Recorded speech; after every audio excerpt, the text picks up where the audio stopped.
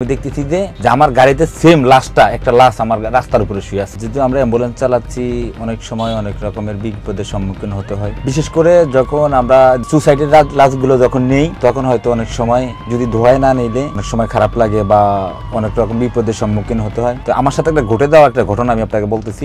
মনপুরা, ভোলা মনপুরার লাশ যাবে ঢাকা মেডিকেল থেকে, তখন বাঁচতেছে রাতে 10টা। এখানে আমি তখন ঢাকায় ডেড বডিটা যখন আমি নিয়ে যাব, তখন ইনি যে গাড়ি ভাড়া করছে আমার কোম্পানি ভাড়া করছে। ভাড়া করার পরে আমাকে কি করলো, পার্টির নাম্বার দিল। নাম্বার দেওয়ার পরে আমি ফোন দিছি। ফোন দেওয়ার পরে উনি বললো যে আপনি ঢাকা মেডিকেল আসেন। ঢাকা মেডিকেলের নতুন বিল্ডিংটা, ওই বিল্ডিংটাতে, ওইটাতে আপনার যখন দিয়ে পোস্টমর্টম করে রুগী লাশগুলো ওদিক দিয়ে বের করে। যখন আমি ওইখানে গেছি, যাওয়ার পরে এখন দেখতেছি যে সবাই হিন্দু।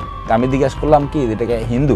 হ্যাঁ লাশ হিন্দু। তো আমি বললাম যে কিভাবে মারা গেছে? তো বলতেছে যে ফ্যামিলির সাথে ঝামেলা করে তো সে বিষ খাইছে, বিষ খাওয়ার পরে মারা গেছে। তো আমি কি করলাম যে মনের ভিতরে ভয় চলে আসছে। আমি তো সবসময় হেল্পার নিয়ে যাই, তো ওই দিন আর হেল্পার ছিল না, যেহেতু হিন্দু লাশ তো বুঝছেন।